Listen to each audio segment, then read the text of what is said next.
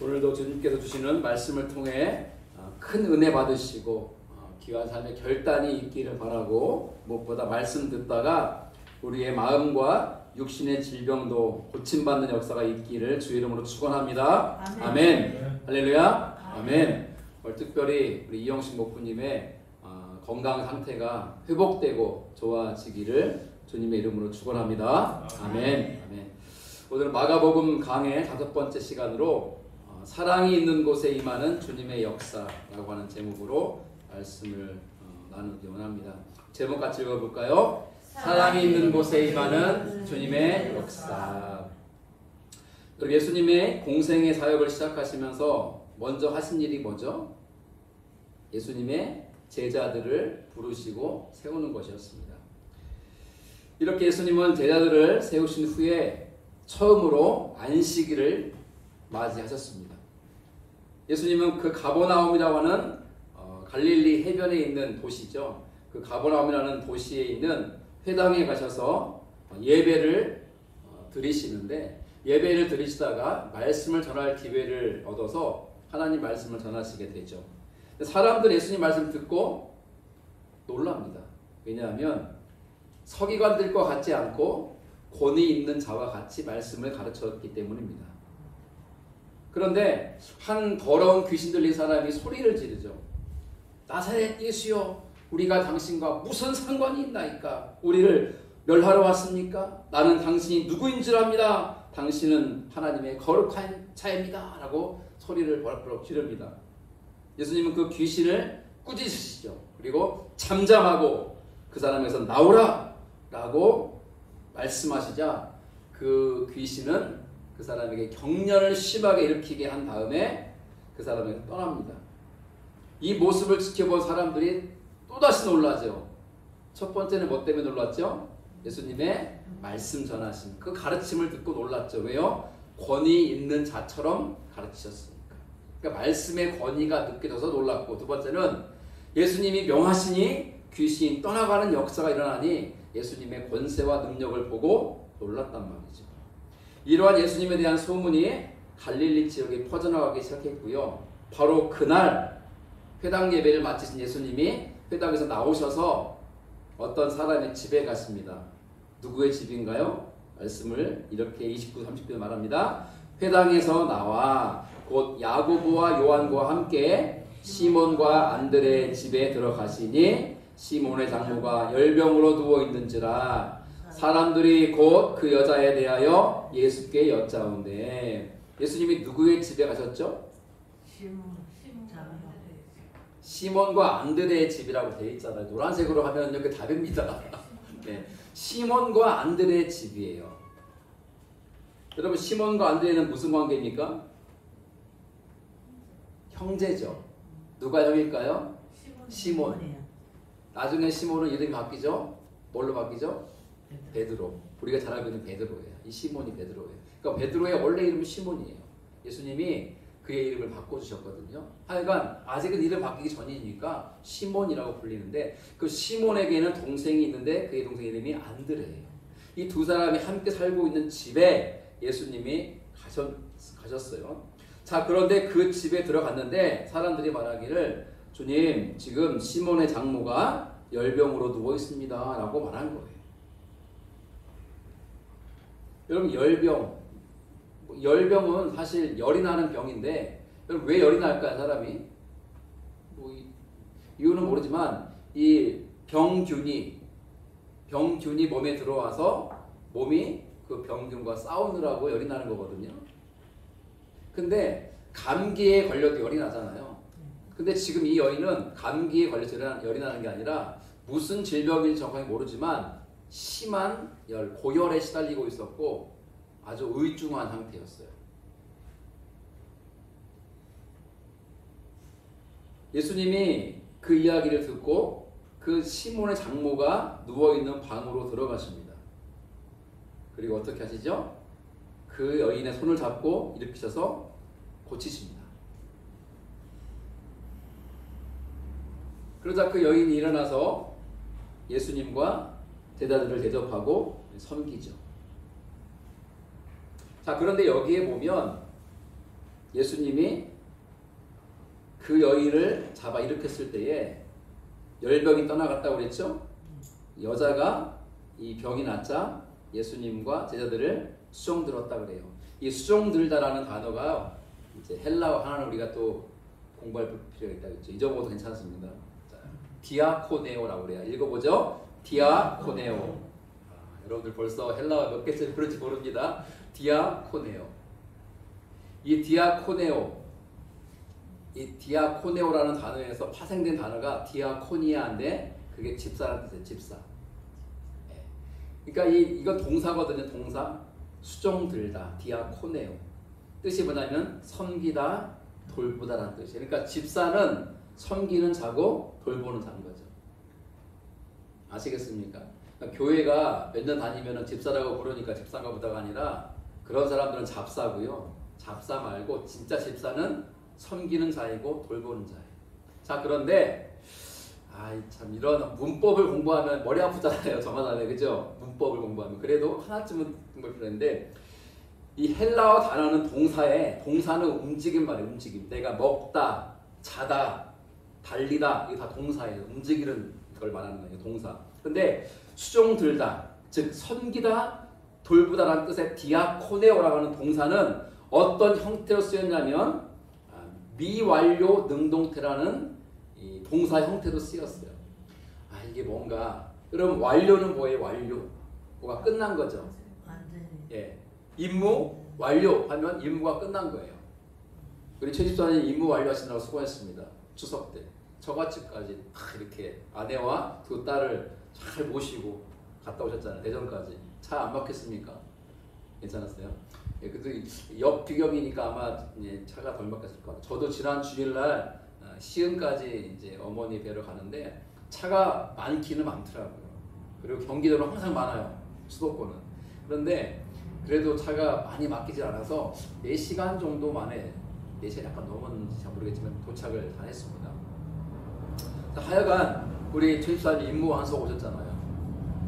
추석 때 처갓집 갔다 오셨으니까 그때 임무가 끝났다를 말할 때 임무 완료라고 해요. 완료. 끝났다. 동경제 그죠? 완료는 끝난 거예요. 근데 미완료는 뭘까요? 이게 미자가 아닐 미자니까 끝나지 않았다는 뜻이에요. 이게 문법의 용어예요. 기억 못해도 괜찮으니까 한번 들어보시면 좋겠어요. 미완료. 끝나지 않았다. 그게 무슨 말일까요?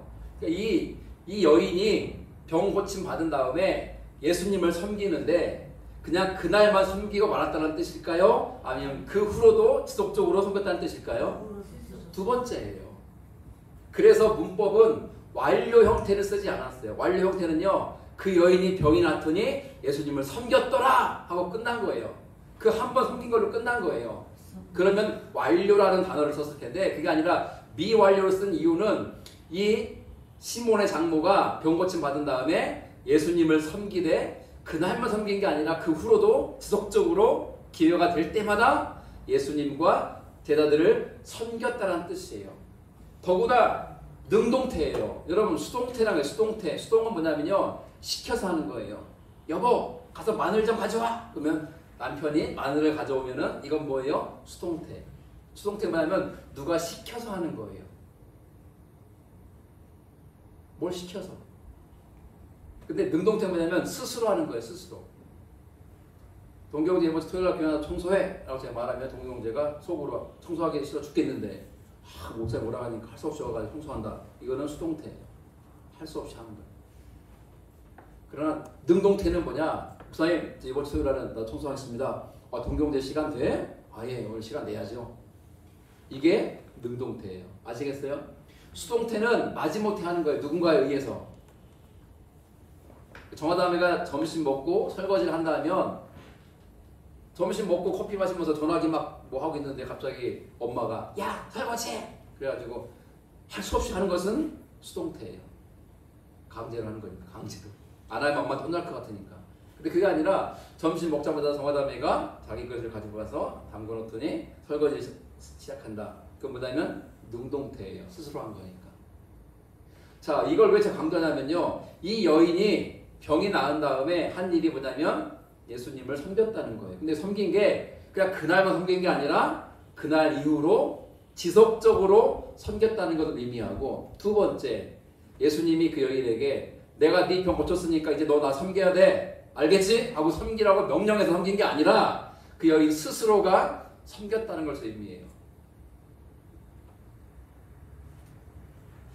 자, 그런데 오늘 제가 여러분과 함께 이 본문 말씀에서 주목해 보고자 하는 것은 그거예요. 예수님이 시몬의 장모를 고치신 이유가 뭘까? 예수님이 이 시몬의 장모를 고쳐주셨잖아요. 근데 고치신 이유가 뭘까 하는 거예요. 저는 오늘 그 답을 바로 여기서 찾고 싶어요. 그게 뭐냐면 사랑이에요. 사랑. 첫 번째는 시몬의 사랑입니다. 자, 여러분, 지금 예수님이 가신 집이 누구 집이라고 그랬죠? 시몬과 안드레의 집이라고 그랬어요.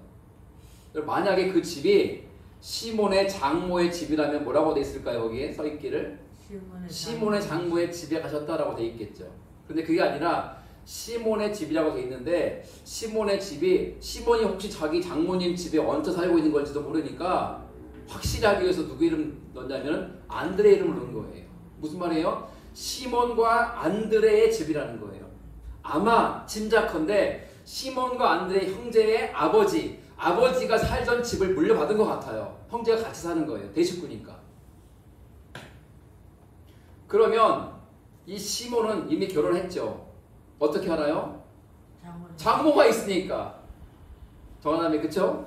결혼도 안 했는데 장모가 있을 수 있습니까? 동경제 정하남이가 와이프가 아닌데 조집사님이 장모님이 될 수 있어요, 없어요? 없죠. 이건 당연한 걸 제가 모르니까 인상 쓰면서 보겠는데 당연히 그럴 리가 없죠. 아내가 있으니까 아내 때문에 아내의 어머니가 나의 장모가 되는 거예요. 그러면은 시몬이 자기 장모와 함께 살았다는 거는 결혼했다는 뜻이에요. 일반적으로 결혼하면 자식이 있죠. 그런데 그렇게 사는 집에 누구와 함께 살았냐면 동생과 함께 살았다는 건데, 동생도 역시 짐작컨대 결혼했겠죠. 유대인들은 10대 때 결혼하니까 보통. 그러면 동생도 결혼했으면 동생의 부인이 있죠. 제수씨가 있고, 또 애들을 낳았으면 조카들이 있을 거고. 여러분, 식구가 많아요, 저거 지금? 많죠. 대식구예요. 권사님, 이 대식구가 한 끼 밥 먹으려면 밥을 얼마나 해야 될까요? 밥통에다가 큰 거, 뭐 5인분 쿠쿠는 택도 없어요. 최소한 10인분 이상 우리 교회에서 쓰는 밥통 같은 걸 사놔야 대식구가 다 먹을 수 있단 말이에요. 그런데 제가 보고 싶은 것은 뭐냐면, 시몬이 그 대식구를 거느리고 사는데 거기에 누구를 모시고 살았다는 거예요? 장모를. 우리 최 집사님 장모님 모시고 살 수 있으십니까 혹시? 네, 생각 못 해봤는데요. 갑자기 난처한 질문 하시는데, 동경제는 어떻습니까? 장모님 모시고 살 수 있을 것 같아요? 이게 난데없이 무슨 질문이지? 누가 저한테 당신은 장모님 모시고 살 수 있냐면 저도 생각을 해봐야 될 것 같아요. 장모님 모시고 살 수 있을까? 죄송합니다만 내 친어머니를 모시는 건요 가능해요. 근데 장모님 모시는 건 좀 다른 문제인 것 같아요. 저는 집에 있을 때 편하게 있고 있어요. 그리고 제 지금 어머니, 친어머니 돌아가셨고 지금 살아계신 어머니는 아시죠? 저희 아버지가 재혼했었던 새어머니인데, 그 어머니 앞에서도요 제 옷도 갈아입고 막 이 런닝 차림에 반바지 입고 막 그래요. 근데 저같이 가면 그렇게 입고 있을 수 있어요, 없어요? 저는 없더라고요. 안 되더라고요. 갖춰 입고 있어야 된다. 정장 입고 있는 것은 아니지만 그래도 이렇게 딱 갖춰 입고 있어요. 옷 갈아입으려면 그냥 방에 들어가지고 문 잠그고 갈아입어야 되고 신경 쓰여요. 제일 신경 쓰는 하나 중에 하나가 화장실 가서 이렇게 볼일 볼 때 신경 쓰여요. 어머니 사실은 집은 그 신경이 안 쓰여져요. 막 그냥 편하게 지내는데 저같이 가면 좀 이렇게 눈치가 보이고, 그래요. 신경 쓰이더라고요. 이게 좀 그런 게 있는 것 같아요. 반대도 마찬가지일 수 있죠. 아내로서 시댁에 가면 좀 불편하잖아요. 근데 어디 가면 편해요? 친정 가면 너무 편하잖아요. 뭐 그건 같은 이치인 것 같아요. 근데 시몬이 장모를 모시고 살았다는데 저는 주목해 보고 싶은 거죠. 보통 일이 아니라는 거죠. 근데 한 궁금했어요. 시몬은 왜 장모를 모시고 살았을까? 이유는 안 나오는데 추측은 가능해요. 누가 돌아가셨으니까? 장인이 돌아가셨죠.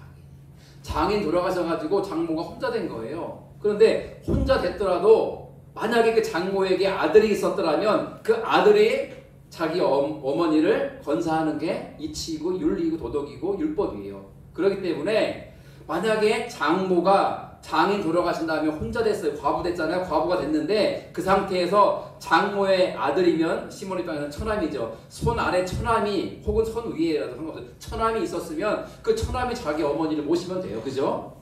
그러면 굳이 시몬이 장모를 모시고 살 이유와 필요가 없어요. 그 말은 뭐냐? 장모에게는 아들이 있다 없다? 없는 거예요. 어쩌면 시몬의 아내인 딸이 하나밖에 없는지도 모르죠. 아니 다른 딸들이 있었을지 모르지만 형편이 여의치 못해서 어머니를 모실 수가 없는 거예요. 그런 추측이 가능해요. 그런데 거기다가 장모가 지금 어떤 상태예요? 아파요. 아파요는요 좀 이렇게 예쁜 표현인데 병들었어요. 저는 어릴 때 읽었던 동화책 중에 가장 슬픈 것 중에 하나가 고려장. 아시죠? 고려시대의 고려장 장례 중에 하나가 부모가 늙고 병들면요 지게다 치고 가는 거예요. 어디로? 산속 깊은 곳에 가서 뭐하고 와요? 부모를 버리고 와요. 근데 아들놈이 그 지게를 지고 오는 거예요. 야! 갖다 버려! 그랬더니 아유 아버지 나중에 쓰려고요. 여러분 그 얘기 아시잖아요. 동화 얘기. 그러니까 아들이 정신 번쩍 든 거예요. 아이고 나도 늙으면 우리 아들이 나를 갖다 버리겠구나 하고 가서 다시 어머니를 모시고 왔다라는 동화책 얘기했잖아요. 전 그 얘기가 슬프다고요. 고사님 그렇지 않아요? 자식을 평생 낳아서 기르고 키우고 뒷바라지하고 결혼시키고 다 건사했는데 이제 부모가 늙었다고 명절인데 찾아와 주지도 않고 용돈도 안 보내고 전화도 안 하고 살피지도 않고 거기다가 이 병들어서 몸도 아프고 이제는 살 날도 얼마 안 남은 것 같은데 그러면 얼마나 서럽고 얼마나 슬프고 마음이 아파요. 근데 장모의 홀로됨 그 건사할 수 없는 삶 속에 있는 장모를요 시몬이 외면치 않았다는 거예요. 그 장모를 자기 어머니처럼 여기고 모셔서 함께 살았어요. 그래서 오늘 본문은 이렇게 읽히는 거예요. 왜냐하면 예수님이 시몬의 집에 가신 이유는 예수님이 시몬에게 야 배고프다 라면 좀 끓여줘라 뭐 이렇게 말해서 간 게 아니에요. 베드로인 시몬이 예수님께 밥 한 끼 대접하려고 모신 게 아니에요. 왜 예수님 모신지 여러분 감이 오십니까? 병들어 죽어가는 장모를 살리고 싶었던 거예요. 그래서 예수님을 모신 거예요. 여러분 바로 그날 회당에서 어떤 일이 있었어요? 귀신을 쫓아내는 놀라운 능력을 예수님이 행하셨잖아요. 그때 시몬이 그런 거예요. 이런 능력 있는 예수님이라면 우리 집에 오셔서 우리 장모님의 병을 고쳐줄 수 있겠다고 모셔온 거잖아요. 주님이 보신 것은 바로 그 시몬의 그 사랑이에요. 시몬이 장모를 자기 어머니처럼 여기고 돌보고 사랑하고 섬겼던 것. 그 사랑의 마음을 주님이 보신 거예요. 그리고 그것 때문에 장모를 고치신 거죠. 두 번째는 사람들의 사랑 때문이에요. 여러분 예수님이 시몬과 안드레 집에 왔을 때 누가 예수님에게 시몬의 장모가 지금 병들어 누워있습니다라고 말했죠? 사람들이에요. 사람들. 누군지는 모르죠. 그 집안 사람들인지 함께 온 동네 사람들인지 몰라요. 근데 사람들이라고 되어 있죠. 정하자면 그죠? 사람들이 말한 거예요. 예수님께 여쭈었다고 해서 말했다는 거예요. 뭘 말해요? 예수님 이 집에요 아프신 분이 계세요. 누가 아픈데? 글쎄 시몬의 장모가 열병에 걸려 지금 신음신음 앓고 죽어가고 있어요. 여러분 이 말한 이유가 뭘까요? 그냥 그 사실 시몬의 장모가 아프고 열병으로 끙끙 앓고 있다는 그 사실을 예수님께 알려주려는 목적일까요? 아니죠. 그 사실 말하는 게 뭐 대단한 일이에요? 그게 아니라 예수님이 좀 이 여인을 고쳐주시기를 바랬던 거예요. 사람들이 이 여인을 사랑했던 거예요. 예수님이 또 그 본 거죠. 사람들이 이 시몬의 장모를 사랑하는 그 마음을 보신 거예요. 고치신 거죠. 오늘 이야기는 여기서 끝나지 않아요. 세 번째는요, 시몬의 장모의 사랑을 볼 수 있어요. 여러분, 시몬의 장모는 사랑이 많은 분이에요. 어떻게 할 수 있습니까? 사람들이 사랑했던 것은 이번에 다뤘고, 세 번째로 시몬의 장모가 사랑이 많은 사람이었다고 어떻게 할 수 있냐고요. 이 짧은 오늘 본문 내용 중에. 여러분, 본문을 깊이 읽어야 돼요. 짧지만 이미 잘 알고 있는 말씀이지만 어느 대목에서 우리가 알 수 있냐면 거기에요.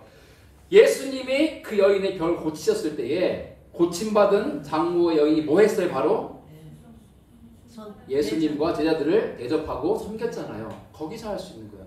이 여인은요, 평상시에 무엇을 잘했던 사람이냐? 섬김과 대접을 잘했던 사람인 걸 알 수 있는 거예요.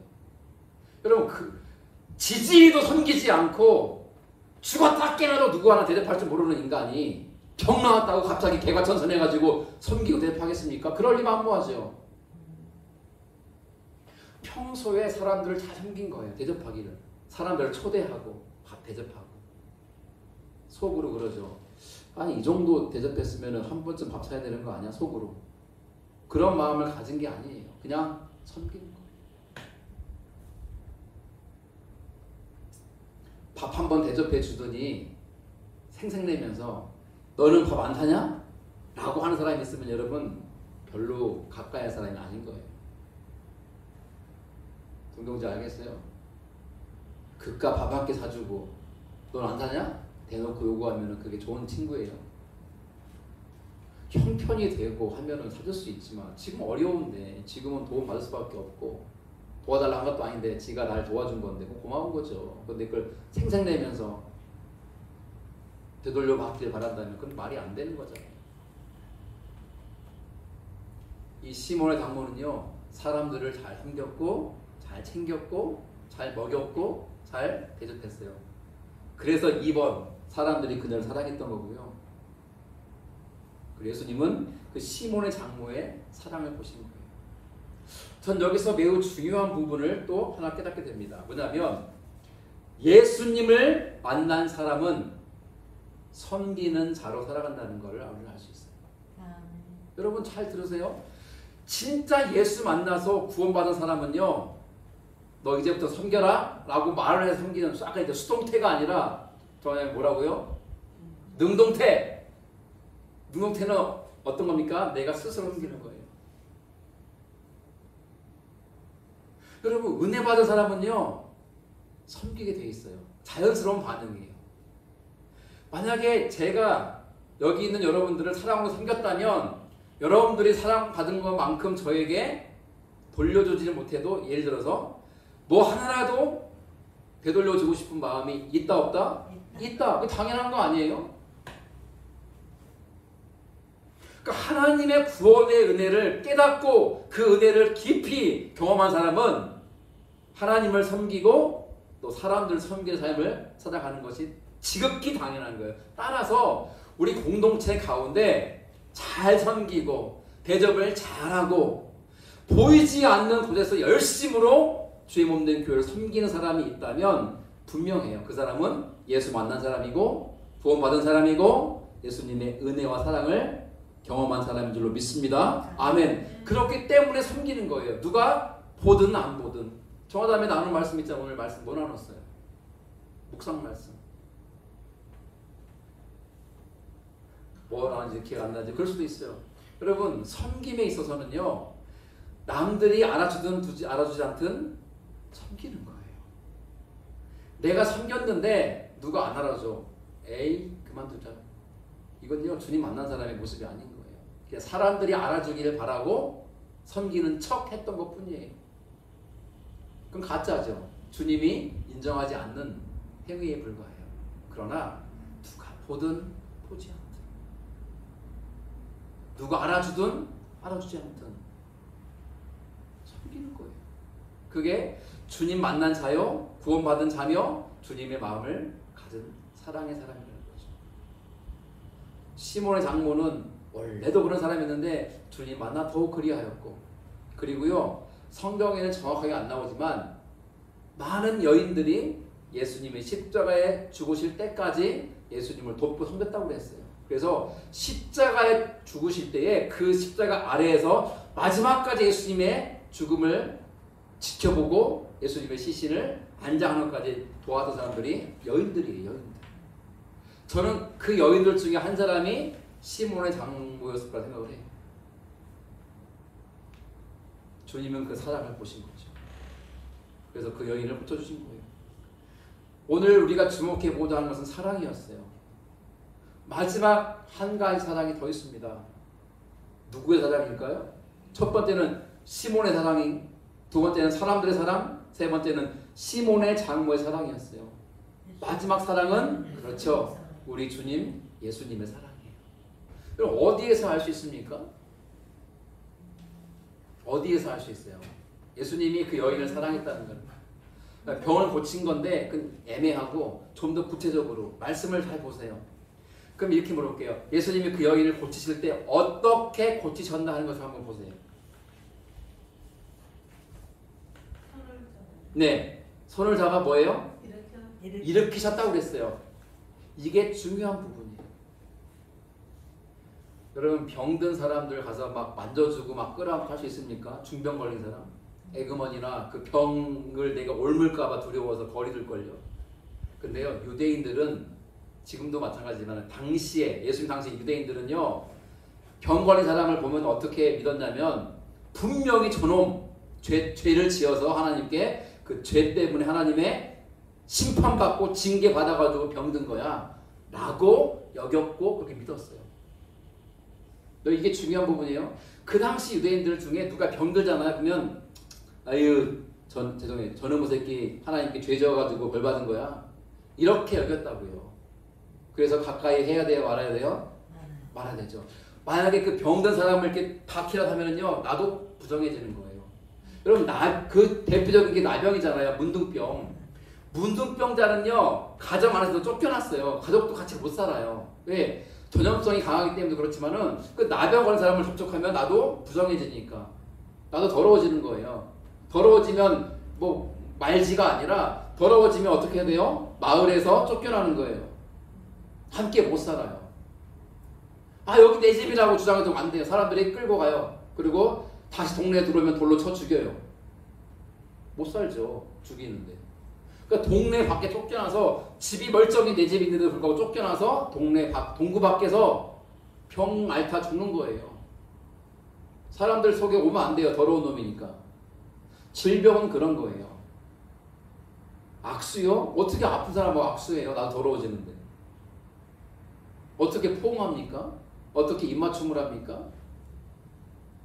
같이 있지도 않아요. 병든 사람은.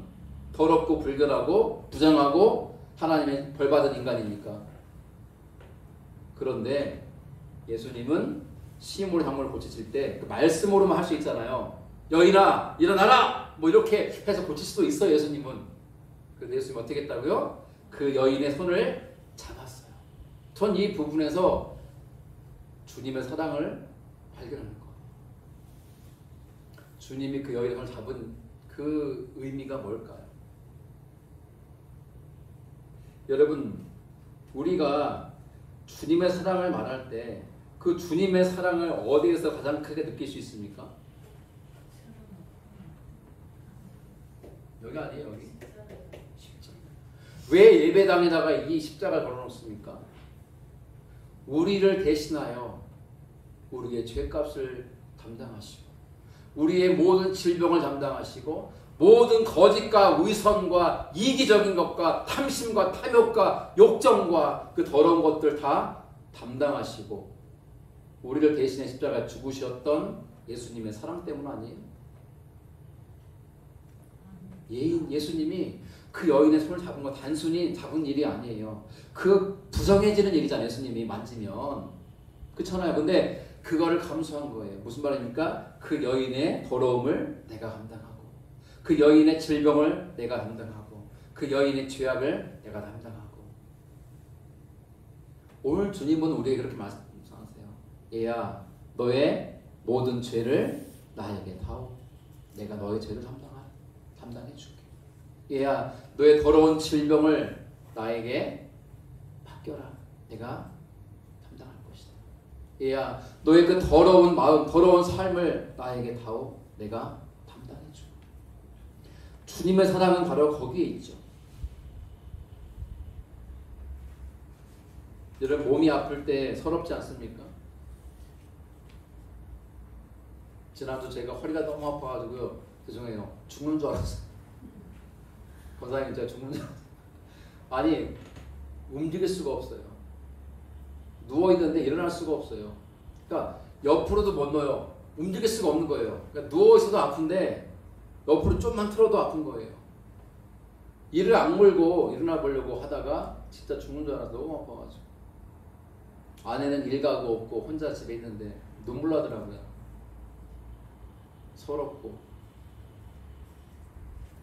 그래서 우리 최준호 목사에게 전화해서 좀 도와줘. 그랬더니 왜 그러세요? 허리 아파 죽겠어. 그랬더니 기다리세요. 그러더니 왔어요. 참 대구 노회에 와가지고 제가 도움 요청할 목사도 없더라고요. 최 목사님이 저를 부축해서 차에 태워주고 병원까지 저를 데려다주고 치료받고 또 처방받아서 왔는데 정말 감사하게도 지금은 많이 좋아졌어요. 아프면요 서럽고 슬퍼요. 힘들어요. 아무리 가족이 옆에 있다 해도요 그 아픈 것은요 어떻게 할 수가 없어요. 우리 이영식 목부님이 몸이 아프다 그래서 저는 참 속상했어요. 누구보다 주님을 사랑하는 분 우리 목부님, 누구보다 주의 없는 교회를 잘 섬기시는 분인데 왜 이렇게 아플까? 근데 많이 바라는 거예요. 주님, 우리 이영식 목부님 좀 건강하게 되라. 어지럽지 않게 해주고 힘들지 않게 해주고 맑은 정신으로 필사도 열심히 하고 또 열심히 활동하고 전도도 열심히 하고 사람들에게 주님을 전하기도 하고 교회도 섬기고 목장도 섬기고 그렇게 할 수 있도록 건강 달라고 기도하는 거.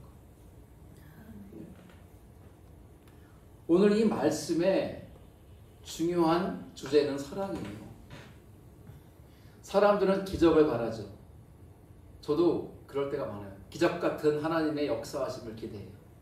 기적같이 목부님이 건강해지고 기적같이 우리 권사님이 건강해지고 기적같이 동경대 집이 일어나고 기적같이 여러분 삶이 회복되는 걸 저는 바란다고요. 그런데 하나님의 일하심과 역사하심과 우리 주님의 기적같이 역사하시는 것이 언제 어디서 일어나는가 봤더니 사랑이 있는 곳에서 주님의 역사가 일어나더라고요. 사랑이 있는 곳에서 장모를 외면치 않고 자기 친어머니처럼 여기고 모시고 섬겼던 시몬의 사랑, 그 여인을 사랑한 사람들의 사랑, 그리고 시몬의 장모의 사람들을 사랑하는 그 사랑, 무엇보다 우리를 끝까지 사랑하시는 우리 예수님의 사랑, 우리 손을 잡아주고 우리가 병들고 우리가 죄 가운데 있을지라도 사람들은 다 우리를 버리고 떠나간다 할지라도 우리를 끝까지 함께 하시고 우리 손을 잡아주시는 주님. 그리고 주님은 어떻게 했다고 조집사님? 손을 잡아서 뭐 했다고요? 일으켰다고요. 여러분 주님은 손 잡아줄 뿐만 아니라 우리를 일으키시는 분이세요. 지금 삶의 환경에서 주저앉아 있지 않고 일으켜주시는 주님. 동경제 일어나야 돼요. 내 힘으로 안 되잖아요. 동경제 그죠? 20 몇 년 동안 살았잖아요. 10대 때의 삶은 빼고라도 20년 이상 살았잖아요. 안 되잖아요. 그럼 내 삶을 일어나게 하실 분은 누구냐? 우리 주님밖에 없다는 거예요. 그 주님의 사랑을 신뢰하고 주님의 사랑을 의지하고 주님을 따라 살아가라는 거예요. 그리고 내 삶 속에서 그 사랑의 섬김과 나눔을 실천하라는 거예요. 왜? 그것 가운데 주님이 병 고치시는, 문제를 해결하시는, 묶인 것을 풀어주시는 역사가 일어나기 때문에 그렇다는 거예요. 저는 마지막으로 바라는 거예요. 오늘 제가 마지막 이야기를 드리고 말씀 마치려고 하는데 전제냐 전제. 오해하지 마십시오. 속으로 진짜 팔불출이네 라고 하지 마세요. 제 아내 얘기를 좀 하고 싶어서 그래요. 저는 목회자로서 제가 개척을 하고 어려운 목회기로 가는 것은요, 제 결정이잖아요. 제가 어려움 당하는 것은 괜찮아요. 근데 제 아내가 무슨 죄가 있어서 저 때문에 고난의 길을 가야 됩니까? 그런데 2년 4개월을 함께 걸어오면서 저한테 한 번도 불평불만한 적이 없어요. 당신은 왜 유별나게 개척을 해가지고 그것도 대구에나 개척해가지고 이렇게 힘들게 목회하고 있냐고 라는 말을 한 적이 없어요. 전 그게 늘 미안하면서도 고마워요. 2년 4개월 동안 우리 권미은 목자님과 이영식 목부님이 애찬부를 맡아서 잘 섬겨주셨어요. 정말 감사해요. 주일 아침에 목사보다 먼저 오는 분이 두 분이에요. 일찍 오셔가지고 쌀 씻고 밥 안 치고 국을 끓이거나 찌개를 끓이거나 매주마다 하시는 거예요. 그 얼마나 귀한 일입니까? 근데 저는 이 사역을 내려놓는 것이 영원한 내려놓음이라 생각하지 않아요. 건강이 회복되면 다시 하셨으면 좋겠어요. 그게 두 분의 자리이기도 하고. 8개월 전에 제 아내가 위암 수술을 받았습니다. 지금도 몇 개월에 한 번씩 병원 가서 검사받고 건강을 살피고 있어요. 거기다 손가락 관절염이 와가지고 손가락 약 안 먹으면 못 버팁니다. 그런데도요, 이 상황 속에서 내가 애찬을 섬기겠다고 고맙더라고요.